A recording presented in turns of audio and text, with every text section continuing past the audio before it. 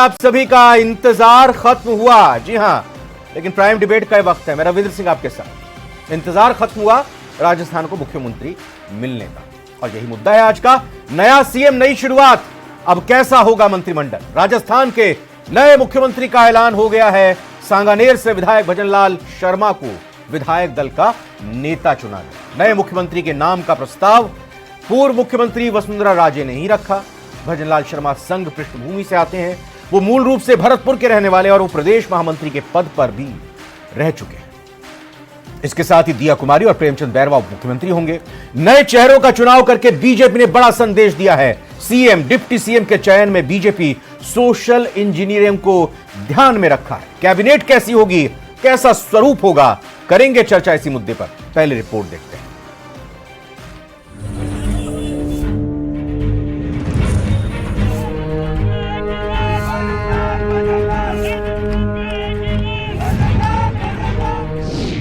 नए मुख्यमंत्री का ऐलान, भजनलाल शर्मा को सीएम पद की कमान। हम राजस्थान का पूरी तरह से सर्वांगीण विकास किसी भी क्षेत्र में हो, निश्चित रूप से हम पूरा करेंगे। दिया कुमारी और प्रेमचंद बैरवा होंगे डिप्टी सीएम। वासुदेव देवनानी होंगे स्पीकर। 2 उप मुख्यमंत्री होंगे, श्रीमती दिया सिंह और दूसरे श्री प्रेमचंद बैरवा। भारतीय जनता पार्टी की तरफ से प्रस्तावित है कि वासुदेव जी देवनानी ये स्पीकर होंगे। सीएम, डिप्टी सीएम और स्पीकर के चुनाव में दिखी बीजेपी की सोशल इंजीनियरिंग।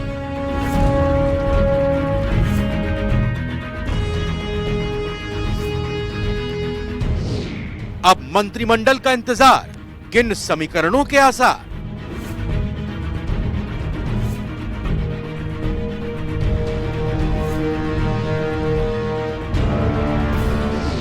नया सीएम, नई शुरुआत, कैसा होगा मंत्रिमंडल?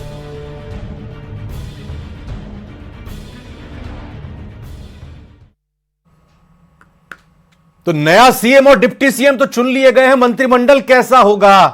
आखिर क्या कारण रहे, क्या समीकरण रहे इनको सीएम और डिप्टी सीएम की चुनौती और ये जिम्मेदारी देने के लिए? और साथ ही साथ चर्चा इस बात की भी होगी कि चुनौतियां आगे क्या हैं इस टीम के सामने, राजस्थान की सरकार के सामने।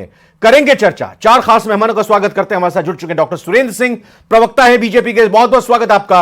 आरसी चौधरी जी, महासचिव हैं पीसीसी कांग्रेस के, बहुत बहुत स्वागत। चौधरी साहब आपका। डॉक्टर संजय शर्मा जी, राजनीतिक विश्लेषक, और निरंजन पोद्दार जी, राजनीतिक विश्लेषक, यहां नोएडा स्टूडियो में हमारे साथ मौजूद, बहुत बहुत स्वागत। निरंजन जी आपका भी। पहला सवाल सीधा डॉक्टर सुरेंद्र जी आपसे। अब तक तो हमने सुना था, अच्छा पहले जरा ये तस्वीर देख लेते हैं। चूंकि जब कोई बड़ी जिम्मेदारी मिलती है तो ईश्वर के दर पर उनका आशीर्वाद लेने के लिए, या अपने जहन में जिनको आप पूजते हैं, जिनको मानते हैं, उनका आशीर्वाद लेने के लिए जाते हैं। तस्वीर एक्सक्लूसिव आपको देखने को मिल रही हैं। भजनलाल शर्मा, भावी मुख्यमंत्री राजस्थान, अपनी पत्नी के साथ अभी माफ कीजिएगा, यहां मोती डूंगरी गणेश मंदिर में आए। और अब यहां यह भी एक अपने आप में अलग तस्वीर दिखाते हुए, दर्शाते हुए, बताते हुए कि इन तस्वीरों के जरिए किस तरह की सिक्योरिटी सीएम के लिए रखी गई है। बाकायदा पूरी सिक्योरिटी के साथ वो आगे बढ़ते हुए, सिक्योरिटी तो उनको बीजेपी मुख्यालय में जब ये घोषणा हुई थी कि भजनलाल शर्मा अब अगले मुख्यमंत्री होंगे तो ये मिल चुकी थी। फिलहाल ये एक्सक्लूसिव तस्वीरें मोती डूंगरी में भगवान गणेश के दर्शन करने के लिए अपनी पत्नी के साथ पहुंचे हैं। और इससे पहले वो तस्वीर भी हमने दिखाई जब उनके परिवार वालों की तरफ से आज जब बीजेपी की ये मीटिंग हो रही थी, पर्यवेक्षक सीएम के नाम का ऐलान करने वाले थे, उस दौरान भी इनके परिवारजनों की तरफ से यहां भगवान के दर्शन किए गए, भगवान से अरदास लगाई गई। फिलहाल राजेंद्र राठौड़ भी साथ में मौजूद हैं भजनलाल शर्मा के। और मोती डूंगरी में भजनलाल शर्मा पहुंचे हैं, तो ये उनका परिचय भी आप ग्राफिक्स के जरिए देखेंगे। और साथ ही साथ ये लाइव तस्वीरें, इस वक्त मीडिया का बड़ा जमावड़ा, न्यूज 18 राजस्थान भी यहां पर मौजूद। तो भगवान के दर पर मोती डूंगरी गणेश मंदिर में पहुंचे हैं दर्शन करने के लिए। जो जिम्मेदारी मिली है, जी हां, तो आज किसी को नहीं पता था। साथ लेकर और हर वर्ग के लिए काम करूंगा और विशेष तौर से दलितों के उत्थान के। जिस तरह से राजस्थान में 5 साल में, पिछले 5 साल में जो दलितों को के अत्याचार के मामला में राजस्थान नंबर 1 पे आया है, उसके लिए काम करूंगा और दलितों के लिए आदिवासी लोगों का ध्यान रखा है। किस तरीके से देखते हैं आप, किस तरीके से देश का संदेश जाएगा? ये जनता का प्रेम है, जनता का प्रेम रहेगा। छोटे से कार्यकर्ता को इतनी बड़ी जिम्मेदारी दी है। बिल्कुल बिल्कुल अच्छा संदेश और निश्चित रूप से अच्छा काम करेंगे हम जनता के लिए और हर वर्ग का ध्यान रखते हुए हम काम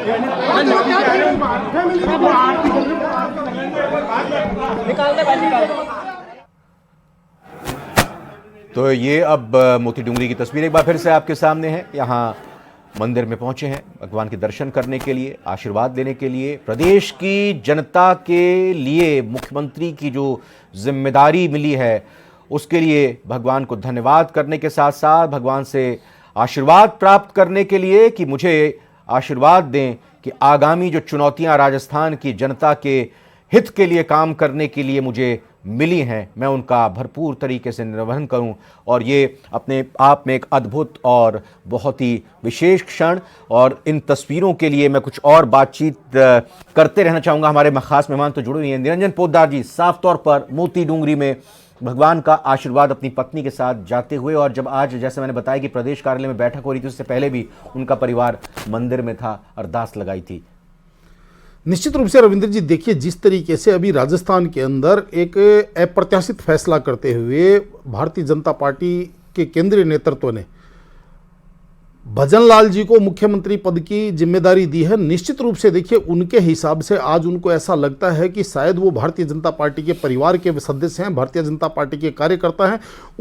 ये उनका सौभाग्य रहा है, ये आज वो सोच रहे होंगे और इसी चीज़ के लिए वो भगवान से प्रार्थना, भगवान के से शुक्रिया करने वो शायद मंदिर गए हैं कि भाई आपने मेरे जैसे एक साधारण कार्यकर्ता को अगर इस सर्वोच्च पद यानी कि राजस्थान प्रदेश के हिसाब से सर्वोच्च पद पे अगर आपने मेरे को आसीन किया है, तो ये कहीं ना कहीं भगवान की कृपा और भारतीय जनता पार्टी की जो कार्य पद्धति है उसका एक समझ लीजिए ये एक उदाहरण है। और निश्चित रूप से यहाँ पे परिवार भी लाभान्वित होता है और परिवार को और एक आम कार्यकर्ता रविंद्र जी इस चीज से बहुत उत्साहित होता है कि अगर भारतीय जनता पार्टी जिस तरीके से एक मानक सिद्ध कर रही है। और रविंद्र जी एक चीज और आपको देखनी पड़ेगी कि जिस तरीके से भारतीय जनता पार्टी जैसे कहते हैं ना कि एक INDA गठबंधन बना करके और एक जो परंपरागत राजनीति के तहत भारतीय जनता पार्टी को घेरने का प्रयास किया जा रहा था और इन्होंने एक नई लाइन खींच करके धर दी। और आज जिस तरीके से राजनीति को, जिसको कहते हैं नई राजनीति को ये गढ़ रहे हैं, और अगर आप मध्य प्रदेश, छत्तीसगढ़ और राजस्थान, आज राजस्थान का फैसला आप देखेंगे तो मुझे ऐसा लगता है कि भारतीय जनता पार्टी अब आने वाली अपनी 25-30 वर्षों की राजनीति को गढ़ने जा रही है।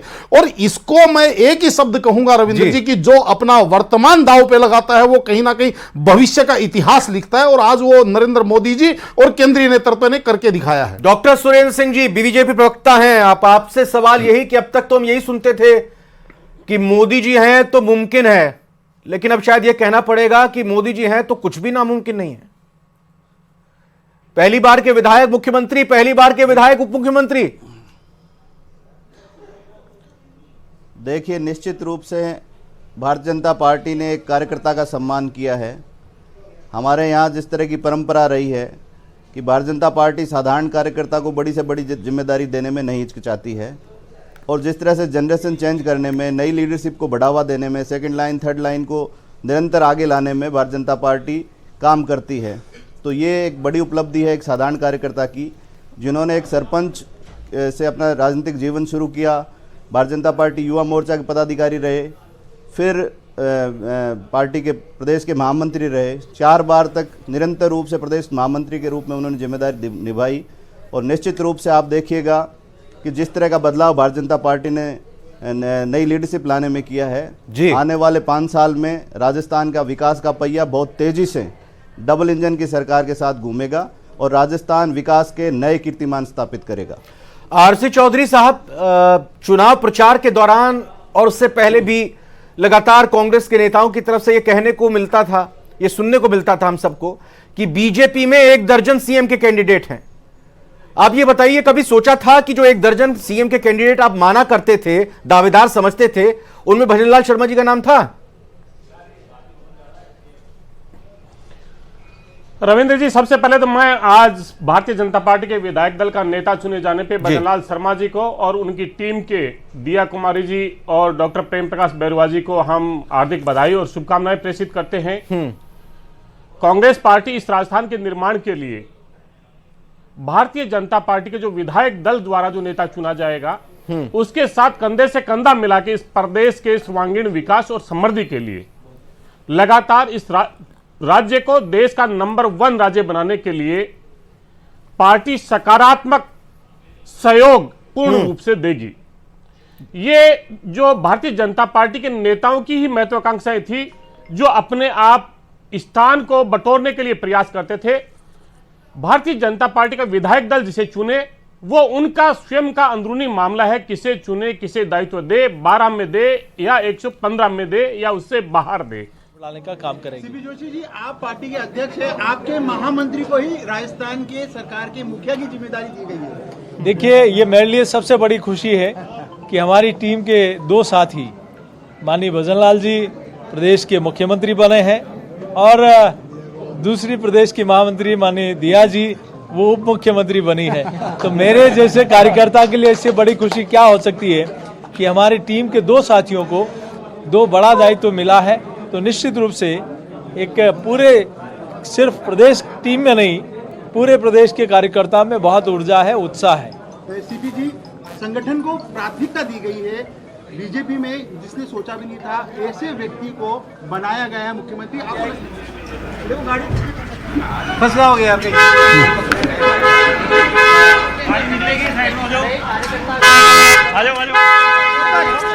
बने, सांसद बने, ये बीजेपी में संभव है। भजनलाल जी जैसा एक कार्यकर्ता एक प्रदेश का मुखिया बने, मुख्यमंत्री बने, ये सिर्फ और सिर्फ भारतीय जनता पार्टी में संभव है। तो आप देखिए मध्य प्रदेश में भी मोहन यादव जी, ये दर्शाता है कि यहाँ सामान्य कार्यकर्ता भी प्रदेश में संगठन में और सत्ता में प्रमुख पदों पर आसीन हो सकते हैं। एक सामान्य किसान परिवार का रहने वाला कार्यकर्ता भी एक उच्च पद पर पहुंच सकता है। एक गरीब परिवार में जन्म लेने वाला कार्यकर्ता भी प्रदेश का नेतृत्व कर सकता है। ये सिर्फ और सिर्फ भारतीय जनता पार्टी में संभव है। सीपी साहब, 16 तारीख से मलमास लग रहे हैं, क्या मान के चले शपथ ग्रहण कब तक हो जाएगा? आप पार्टी के अध्यक्ष हैं, कब तक शपथ ग्रहण की उम्मीद करें? बहुत जल्दी आज ही आपके पास सूचना हो जाएगी, मलमास से पहले होगी और बहुत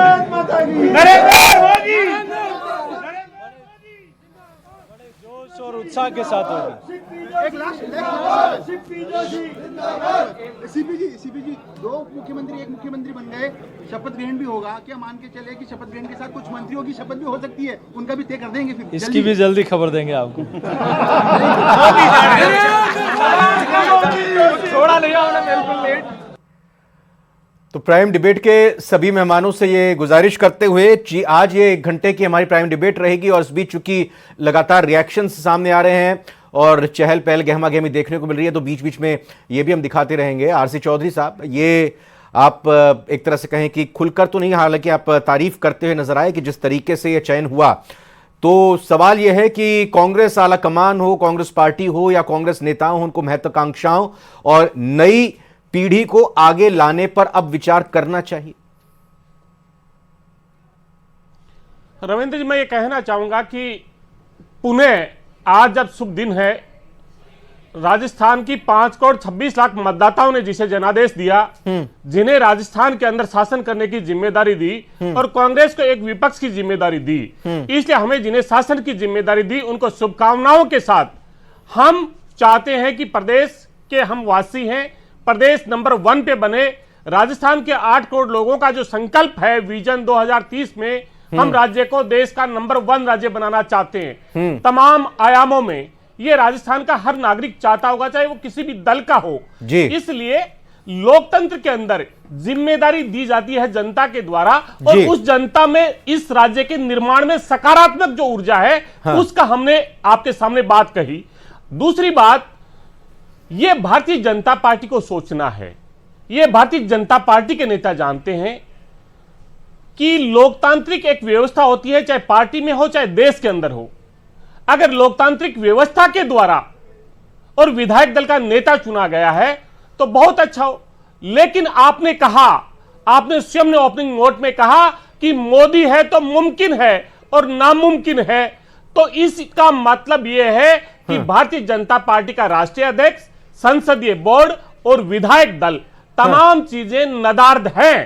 प्रधानमंत्री जिसको चाहे उठाएं और जो चाहे वो बनाए। मैं अब आपकी बात को बीच में रोकते हुए ये कहूंगा, वैसे इसका जवाब तो मुझे लगता है कि खुद ही बीजेपी प्रवक्ता डॉक्टर सुरेंद्र कहेंगे, लेकिन चूंकि आपने मेरे शब्दों का उल्लेख किया तो इसलिए मैं ये कह रहा हूं कि मोदी हैं तो मुमकिन है और मोदी हैं तो कुछ भी नामुमकिन। ये संदर्भ में कहा गया कि राजनाथ सिंह जी ने जब बयान दिया कि खुद वसुंधरा राजे ने भजनलाल शर्मा जी के नाम की प्रस्तावना की और उससे पहले उन्होंने आधा दर्जन बीजेपी के विधायकों का जिक्र किया जिन्होंने कहा कि भजनलाल शर्मा को विधायक बनाया जाना चाहिए। मैंने इस संदर्भ में कहा कि मुमकिन है और कुछ भी नामुमकिन नहीं है कि एक बीजेपी में कांग्रेस की तरह नहीं हुआ कि यहां पर पता ही नहीं चल रहा और यूनाइटेड कलर्स ऑफ राजस्थान दिखाए गए 5 साल क्या कुछ हुआ। डॉक्टर सुरेंद्र, आप जरा कुछ बोलिएगा। आरसी चौधरी साहब ने कहा, मैंने अपनी तरफ से तो बात रखी। देखिए, निश्चित रूप से लोकतांत्रिक तरीके से उनका चयन हुआ है। राजनाथ सिंह जी ने विधायक दल की बैठक में 1 to 1 सभी विधायकों से बात की है और खुद पूर्व मुख्यमंत्री वसुंधरा राजे जी ने उनके नाम का प्रस्ताव रखा और समर्थन किया। मैं मेरे मित्र आरसी चौधरी जी को याद दिलाना चाहूंगा कि 2018 में जब विधायक दल का चयन हुआ, अशोक गहलोत जी को जब इन्होंने नेता चुना, उसके बाद में राजस्थान में कितनी जगह तो पटरियां उखाड़ी गई, कितनी जगह सड़कें रोकी गई और जिस तरह का तांडव कांग्रेस के कार्यकर्ताओं ने किया वो हमसे किसी से छुपा नहीं है। लेकिन इसके विपरीत भारतीय जनता पार्टी का जो अनुशासन है और इंटरनल डेमोक्रेसी है, जो आंतरिक लोकतंत्र है, वो उसकी खूबसूरती देखिए कि मीडिया बिरादरी के लोग या विपक्ष के लोग जिस तरह के अनर्गल बातें चला रहे थे कि इतने चेहरे हैं उतने चेहरे हैं, बिल्कुल स्मूथली जी बहुत ही सौहार्द के साथ पूर्व मुख्यमंत्री जी ने उनके नाम का प्रस्ताव रखा और सामूहिक रूप से, सामूहिक निर्णय के रूप में, एक कलेक्टिव लीडरशिप, एक कलेक्टिव डिसीजन के रूप में उनके नाम का चयन किया गया। इसे भारतीय जनता पार्टी की लोकतंत्र की खूबसूरती कहिएगा और मैं आप भरोसा रखिए जिस तरह से स्मूथली चयन हुआ है उसी तरह से आगे के जो 5 साल हैं उनकी तरह सिर्फ फुटबॉल की तरह नहीं गुजरने वाले हैं। डॉक्टर संजय शर्मा जी, आरसी चौधरी साहब ने कहा कि एक मजबूत विपक्ष की हम भूमिका राजस्थान को आगे ले जाने के लिए निभाएंगे, तो क्या आपको लग रहा है ये बात सिर्फ कहने की ही है या फिर अभी कमजोर कांग्रेस विपक्ष के तौर पर नहीं है? 70 अगर उसमें एक आरएलडी के भी जोड़ दिए जाए तो क्या ये सिर्फ कहने को ही है चौधरी साहब की तरफ से कि हम बहुत सहजता तरीके से और ये सकारात्मक तरीके से विपक्षी भूमिका निभाएंगे और मिलजुल कर काम करेंगे, या फिर आगे बहुत रंग देखने बाकी हैं? देखिए, मुझे ऐसा लगता है कि अगर हम पार्लियामेंट्री सिस्टम को समझते हैं तो जितना हमें टेलीविज़न पे शोर सुनाई देता है पक्ष विपक्ष के लोगों के बीच, वो असेंबली और पार्लियामेंट्री सिस्टम में होता नहीं है। वहाँ कमिटीज़ होती हैं और एक एक बात पे चर्चा होके काफ़ी कुछ मामले, ज़्यादातर मामले सुलझा लिए जाते हैं और एक आम सहमति बन जाती है। मत विभाजन भी होता है, उसके बाद भी वो एक तरह का साउंड डायलॉग बना रहना चाहिए जी। तो मैं एक बात तो आरसी चौधरी जी का स्वागत करूंगा कि उन्होंने पहले दिन से ये बात कही है कि हम सकारात्मक सहयोग करने की कोशिश करेंगे।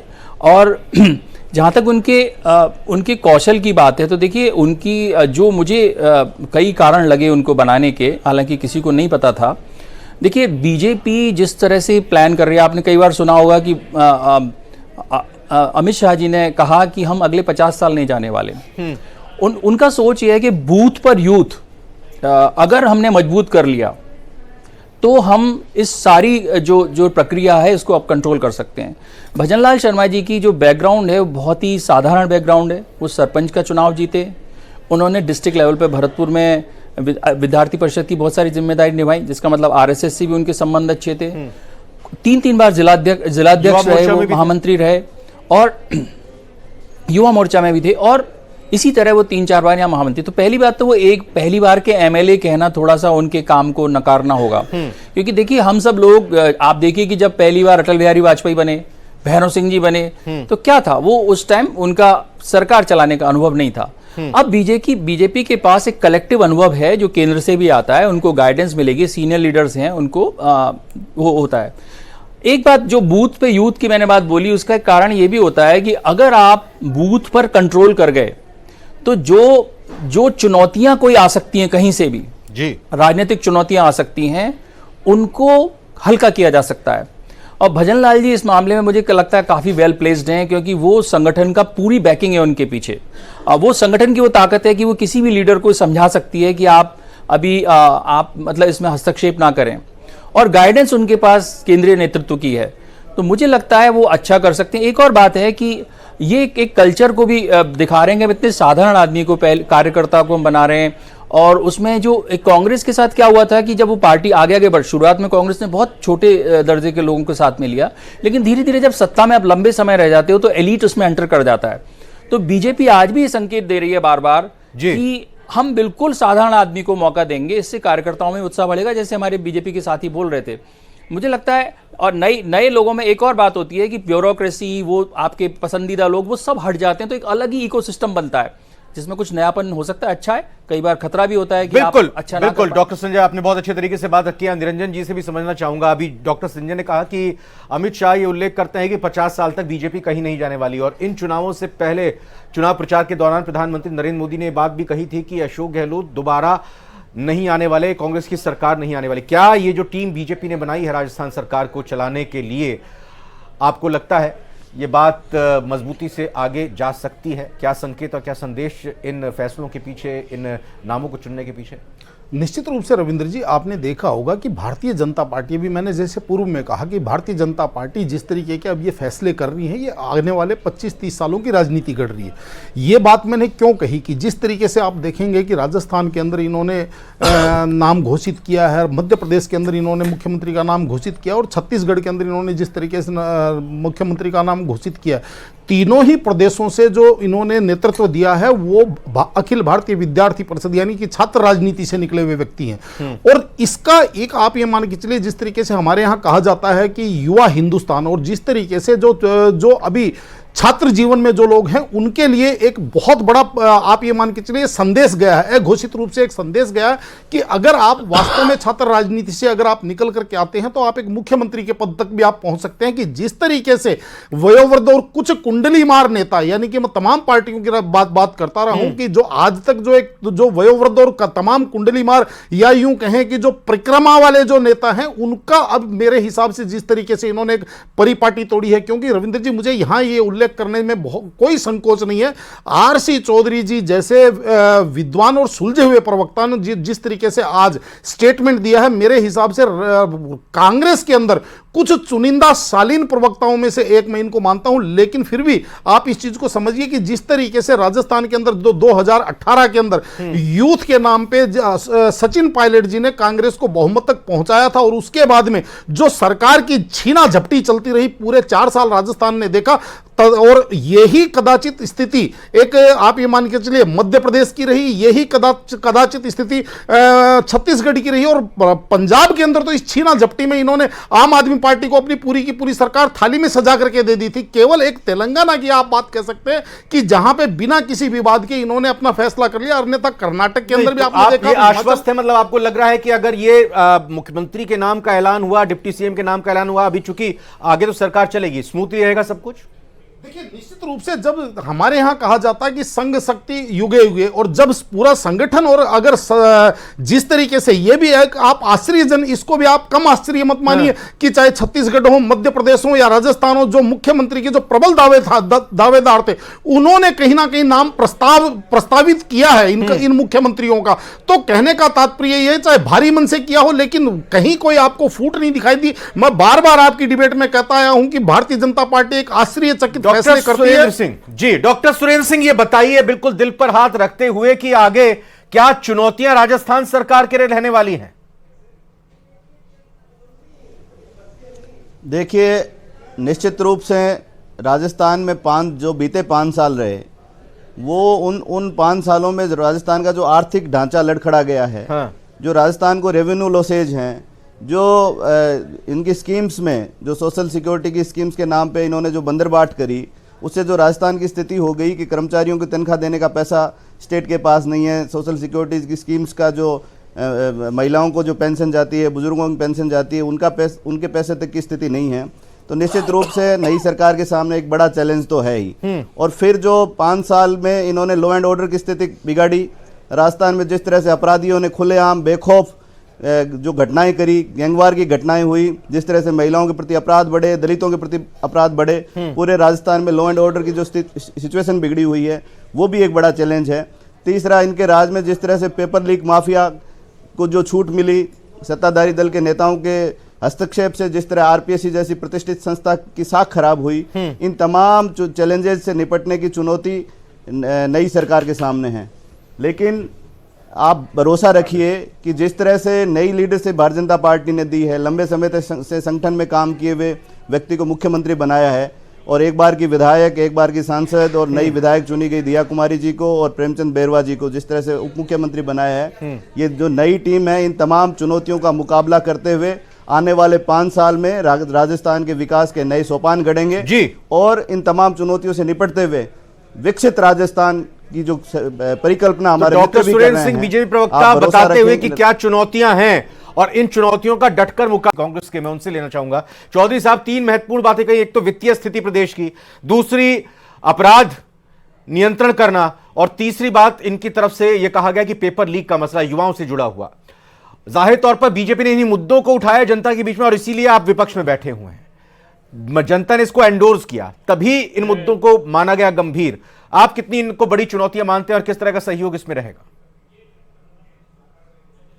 रविंद्र जी, मैं कहना चाहूंगा निश्चित रूप से जो भारतीय जनता पार्टी के जो नेता हैं वो बेहद सुलझे हुए और जनता के बीच में रहने वाले हैं। डॉक्टर सुरेंद्र जी ने जिन बातों का जिक्र किया, कुछ बातें मैं उनके संज्ञान में लेके आना चाहूंगा कि उन्होंने कहा कि राज्य की जो आर्थिक स्थिति है ये हमारे नहीं, ये जो आंकड़े हैं वो आंकड़े ये बताते हैं कि राजस्थान की जो जीडीपी ग्रोथ है वो देश के अंदर नंबर 2 पे आती है और नंबर 1 पे जो है वो भी हैदराबाद, जो आंध्र प्रदेश है, जो डबल इंजन की सरकार का नहीं है।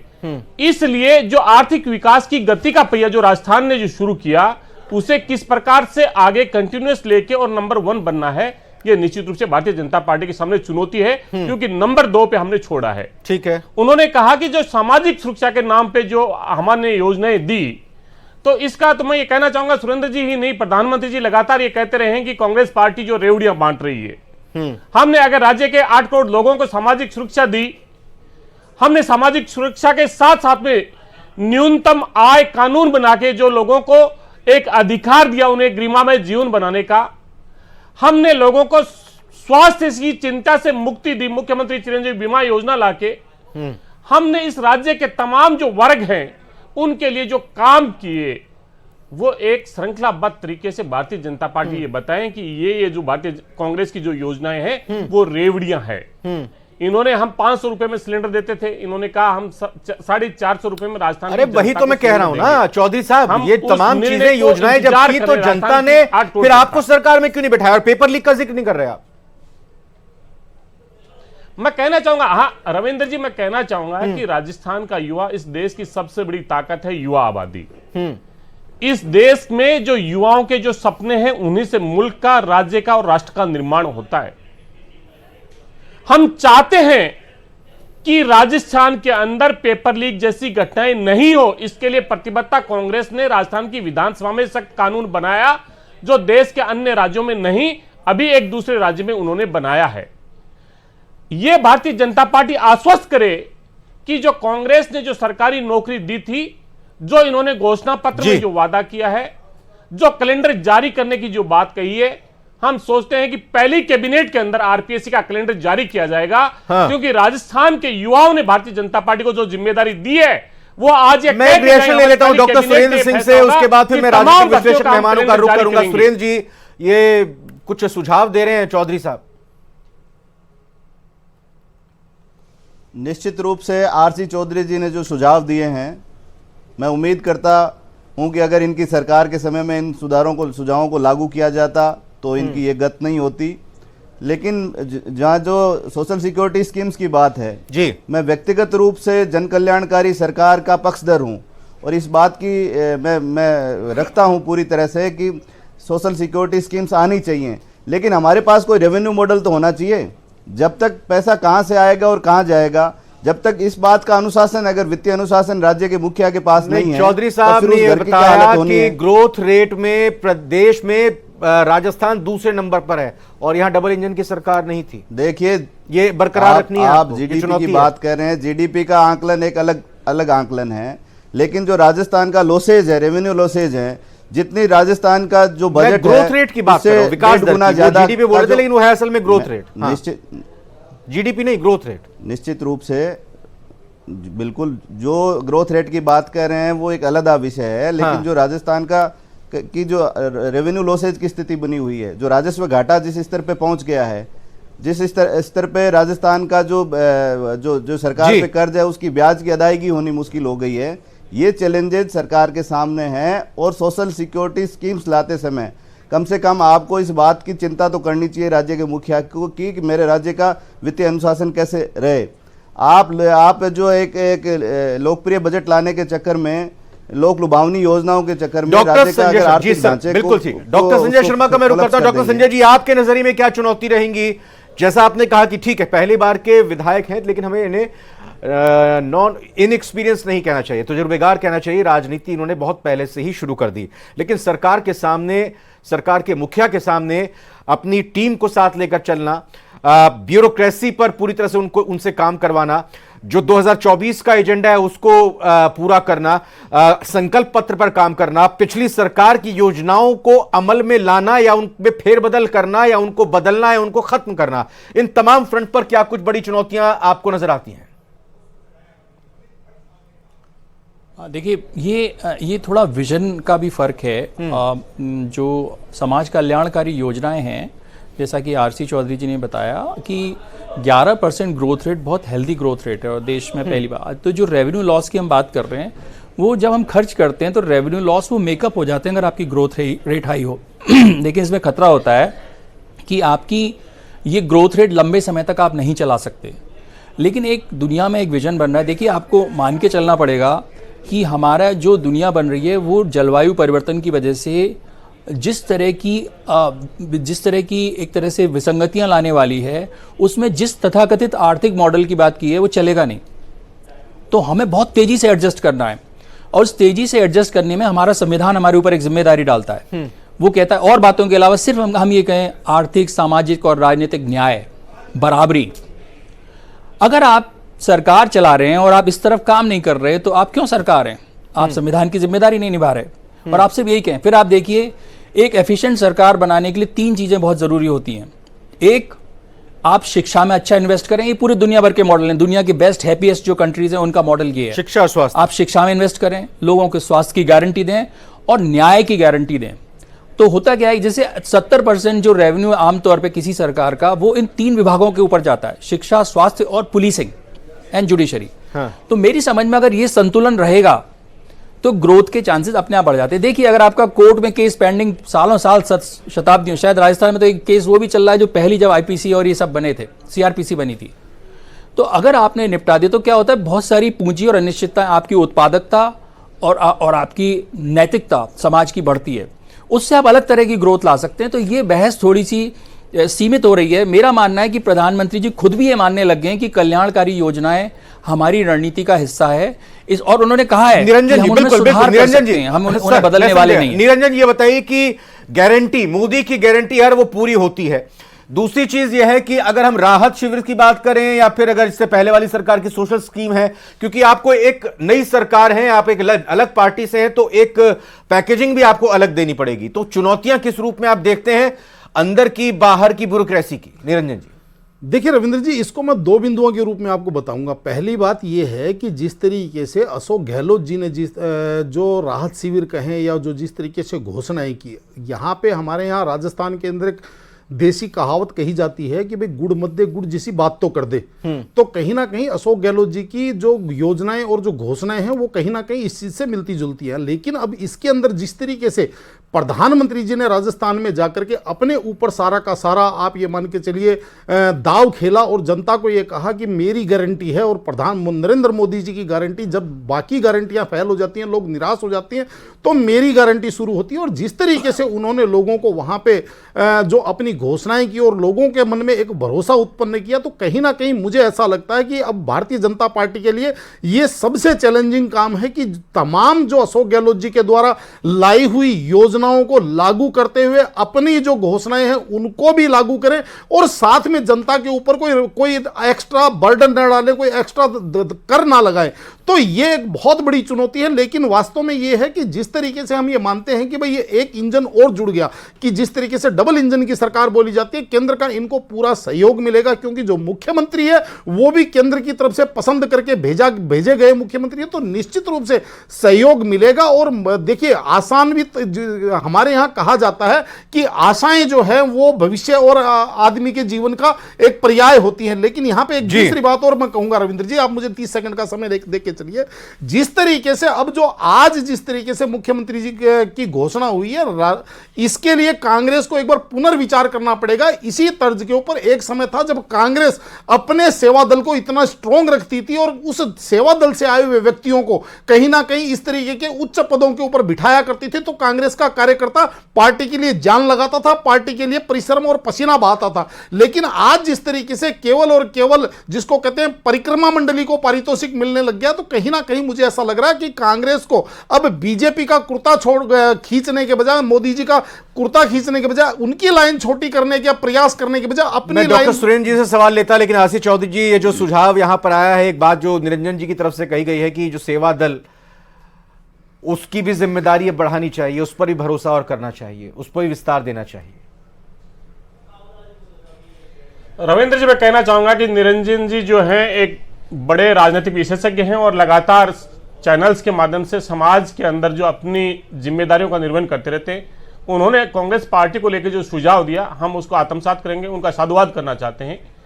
वो एक राजनीतिक दल के लिए है और आज जो हम चर्चा कर रहे हैं वो राजस्थान के निर्माण के लिए कर रहे हैं। राजस्थान का निर्माण के लिए राजनीतिक दल महत्वपूर्ण नहीं, राजस्थान के लोगों के मध्य में लोकतंत्र के अंदर हर 5 साल में जनता की अदालत में जाना होता है। जनता में हमने जो वादे किए, इस देश का जो युवा है वो दुनिया के अंदर हिंदुस्तान की सबसे बड़ी ताकत है कि इस देश की युवा आबादी है, युवाओं के सपने हैं, युवाओं के निर्माण में भूमिका हो। और उस भूमिका के लिए किसी भी राजनीतिक दल का जब सत्ता में जब जाता है तो उसके पास में कोई ना कोई मॉडल होता है, उसी को लेकर जनता के बीच में जाता है। मैं साधुवाद इनका भी करना चाहूंगा, सुरेंद्र जी ने उन्होंने कहा कि हम पेपर लीक से मुक्ति देंगे, निश्चित रूप से होने भी चाहिए। लेकिन क्या वो देश का पहला राज्य राजस्थान भारतीय जनता पार्टी शासित होगा जिसके अंदर पेपर लीक नहीं होगा? क्योंकि डबल इंजन की सरकारों में ना ऐसा सख्त कानून बना, ना ऐसी कभी उन्होंने मंशा जाहिर की और ना ही पेपर लीक रुके। लेकिन आज सर्जन का दिन है, आज उत्साह और निर्माण का और संकल्प तो का डॉक्टर सुरेंद्र, क्या आप यहां इस मन से आश्वस्त करते हैं युवाओं को कि पेपर लीक नहीं होगा? और मैं ये भी आपसे समझना और जानना चाहूंगा कि 30 वो संख्या है जो राजस्थान में मुख्यमंत्री को मिलाकर मंत्रियों की हो सकती है।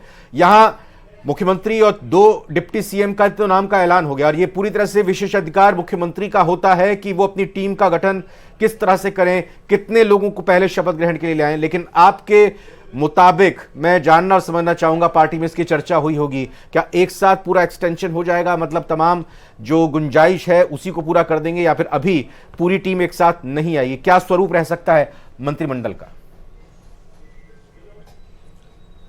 रविंद्र जी, मेरे मित्र आरसी चौधरी जी ने जो बात कही है, विधानसभा चुनाव के दौरान प्रधानमंत्री जी ने इस बात की गारंटी ली है, हमारे यशस्वी नेता ने बार बार जनसभाओं में इस बात की गारंटी ली है कि जब भारतीय जनता पार्टी की सरकार बनेगी राजस्थान में पेपर लीक जैसी घटनाएं नहीं होगी। और जब मोदी की गारंटी पे पूरा देश भरोसा करता है तो आपको और हमको भरोसा करना चाहिए।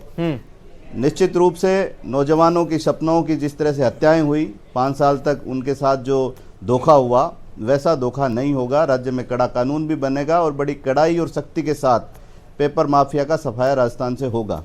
दूसरी जो बात आपने कैबिनेट को लेकर कही है, 15 तारीख को मुख्यमंत्री का शपथ ग्रहण समारोह है।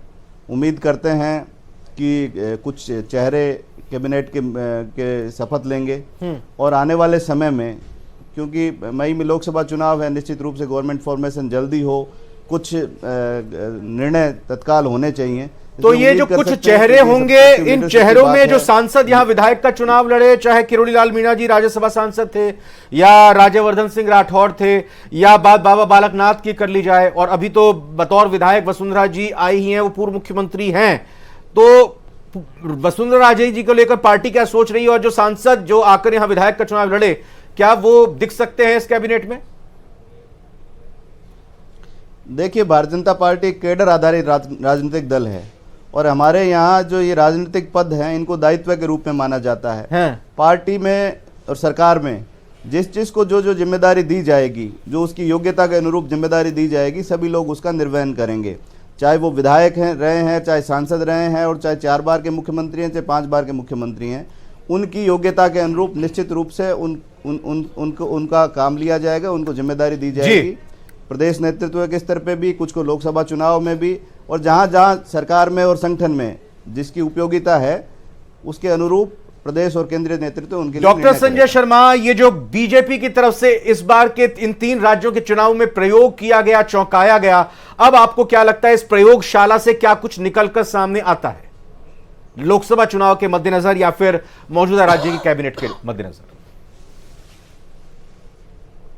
देखिए, जो बीजेपी का मॉडल अगर हम ब्रांडिंग के हिसाब से देखें तो 3 बातों पर आधारित है जिसमें आपको मैसेज भेजना होता है। एक, डिलीवरी, जो सोशल वेलफेयर स्कीम्स हैं। दूसरा, कौन डिलीवर कर रहा है, जो मोदी जी हैं, दोनों विश्वसनीय हैं। और तीसरा होता है ऐसा विचार जो लोगों को बांध सके, वो उम्मीद पैदा कर सके। कांग्रेस की जो पहले 30 साल कांग्रेस को फायदा मिला वो ये था, आज़ादी के बाद आज़ादी की कहानी अधूरी लग रही थी लोगों को, और कांग्रेस पे भरोसा करके वो सोच रहे थे वो आज़ादी का जो वादा जिस तरह का था वो पूरा होगा, जिसमें गरीबी मिटाना, जिसमें बेरोजगारी मिटाना, ये जिम्मेदारियां थीं।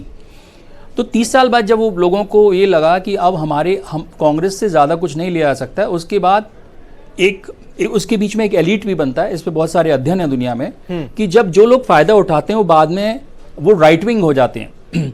तो अब जो है हिंदुत्व का जो आइडियोलॉजी है वो हिंदुत्व की है बीजेपी के पास, इसलिए वो लगभग उसे बीट करना नॉर्थ इंडिया में मुश्किल है, और साउथ इंडिया में अभी वो बहुत फाल है, क्योंकि साउथ इंडिया बिल्कुल और तरह से चलता है।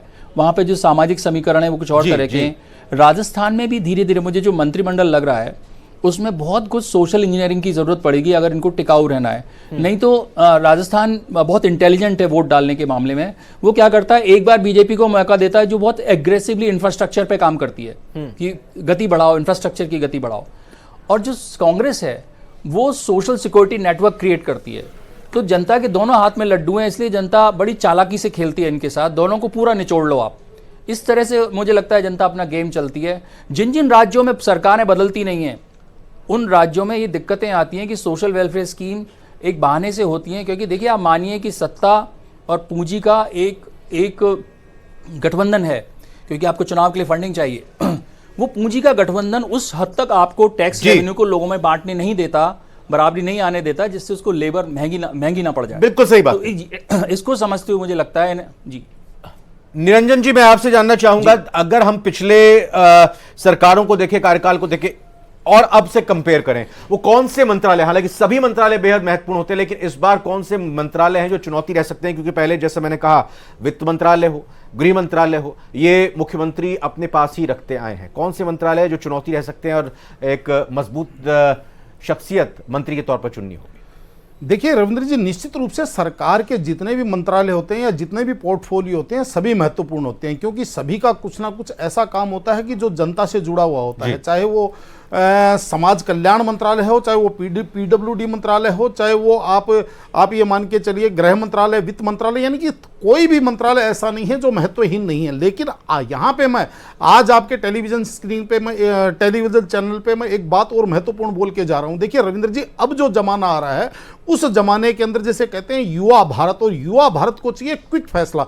और जिस तरीके से आज उत्तर प्रदेश के अंदर सरकार चल रही है भारतीय जनता पार्टी की, और योगी जी को पूरे देश भर के अंदर लोग योगी जी को नंबर 1 मानते हैं, और हिमंता बिस्वा शर्मा जी को भारतीय जनता पार्टी के जिसको कहते हैं कद्दावर मुख्यमंत्रियों में जिस तरीके से शुमार किया जाता है, और हर जगह इनका आपने देखा होगा चुनावों के अंदर भी स्टार प्रचारकों के अंदर इनकी सबसे ज्यादा डिमांड होती है। तो जिस तरीके से तीनों मुख्यमंत्री अब भावी मुख्यमंत्री पद की शपथ ले रहे हैं, तो मेरे हिसाब से जो शुरुआती ओवर हैं उनके अंदर उनको उसी तरीके की कुछ अपने प्रदेश के अंदर कानून व्यवस्था, क्योंकि जो अभी आप बता रहे थे कि लोगों को 3 सुरक्षाएं तो चाहिए, लेकिन एक जो सबसे महत्वपूर्ण सुरक्षा है और वो है अपने परिवार की और अपने जो शरीर की जो सुरक्षा है, वो सबसे महत्वपूर्ण सुरक्षा। स्वास्थ्य, शिक्षा और ये रोजगार, ये तो सारी चीजें चाहिए। लेकिन रविंद्र जी, आज की तारीख में जिस तरीके से एक आप ये मान के चलिए, जैसे क्रिमिनल्स जो अपराधी किस्म के लोग हैं, उनका जिस तरीके से नेक्स्ट लेवल पे चला गया उनका तरीका, तो आपको उनको रोकने का तरीका भी आपको अगले स्तर के ऊपर। बिल्कुल, ये लेटेस्ट तस्वीरें, ताजा तस्वीरें सामने आ रही है। गोविंद देव जी के दर्शन करने के बाद फिर भारतीय भवन के लिए रवाना हुए हैं मुख्यमंत्री भजनलाल। जरा सुनते हैं, पहले कुछ बयान तो दिया था, लेकिन हाँ, अभी फिलहाल कोई बात नहीं की। साफ तौर पर उनकी पत्नी वहां पर साथ में और काफी लोग भी वहां मौजूद, और देखिए यहाँ स्वागत करते हुए उनका। बहरहाल मैं एक कमेंट जल्दी से लूंगा ये तस्वीरों के साथ साथ। आरसी चौधरी साहब, आपसे कल कांग्रेस प्रवक्ता बैठे थे, उन्होंने कहा था कि जैसे ही बीजेपी की तरफ से मुख्यमंत्री के नाम का ऐलान हो जाएगा तो फिर हम भी जल्दी बता देंगे नेता प्रतिपक्ष कौन होगा। चौधरी साहब। रविंद्र जी, निश्चित रूप से जो नेता प्रतिपक्ष के लिए है, हमारे तमाम जो ऑब्जर्वर्स हैं वो अलग अलग राज्यों में गए। सबसे बड़ी जिम्मेदारी जो विधायकों के साथ में संवाद है, प्रत्येक विधायक के साथ में चर्चा की गई। सरकार जहां पे बनी वहां पे हमने मुख्यमंत्री के लिए जो अभी आपने कहा था कि आखिर इंतजार खत्म हुआ, वो हमने लोगों को ऐसा सरप्राइज कराने के लिए इंतजार नहीं कराया। राजस्थान की विधानसभा के लोगों को आदत पड़ गई है इंतजार की। राजस्थान की सड़कें बताइए अब आप रविंद्र जी। हाँ, रविंद्र जी आज इस पे कोई ज्यादा ठीक नहीं, लेकिन आपने कहा था इसलिए मैं कह रहा हूं कि इंतजार जब नेता प्रतिपक्ष के लिए कितना इंतजार करना पड़ेगा, थोड़ा बता दीजिए। लेकिन मैं कह रहा हूं कि प्रतिपक्ष के लिए कोई इंतजार नहीं करना पड़ेगा। जब ये विधानसभा का सत्र शुरू करेंगे उसके अंदर हमारे नेता प्रतिपक्ष जी, हमारे जो सचेतक और उपनेता हैं, वो सदन के अंदर जनता की आवाज को मुखर करने के लिए तैयार। क्योंकि मुझे पता है, मैंने पहले सवाल तो किया था डॉक्टर सुरेंद्र से, उन्होंने जवाब नहीं दिया। संजय जी और निरंजन जी, एक 10-10 सेकंड का कमेंट आपसे चाहूंगा। वसुंधरा राजे जी, उनकी भूमिका क्या रह सकती है आगे? एक कमेंट पहले आप दे दीजिए संजय जी, फिर निरंजन जी। देखिए, वसुंधरा राजे जी को बिल्कुल शुरुआती दौर में इग्नोर करना लगभग असंभव है। उनको ऐसा होता है कि जब आपका राजनीतिक ग्रुप बनता है तो उसे तोड़ने में समय लगता है, उसमें से कुछ सेंध मारी जाती है। बीजेपी वही प्रयास करेगी, उनके कुछ लॉयलिस्ट में से अपने साथ मिला लो, फिर कुछ लोगों को छोड़ दो। और जो राजस्थान की एक परंपरा रही है कि पूरी कैबिनेट नहीं बनाते, वो कई सीट खाली छोड़ देते हैं, जिससे वो रिवॉल्विंग जो डोर है वो सबको ऐसा लगे। बोर्ड और निगम के पद तो हैं, ये कांग्रेस की तरफ से तो लास्ट मोमेंट तक भरे गए थे। नहीं, मंत्रिमंडल का निरंजन जी, मंत्रिमंडल का भी रिवॉल्विंग डोर है वो। देखिए रविंद्र जी, मेरा ये मानना है कि वसुंधरा राजे जी बहुत परिपक्व नेता हैं और उनको पता है कि अब राजस्थान का मुख्यमंत्री पद उनके लिए अतीत की बात हो गई है। लेकिन भारतीय जनता पार्टी के अंदर पुरस्कारों की कमी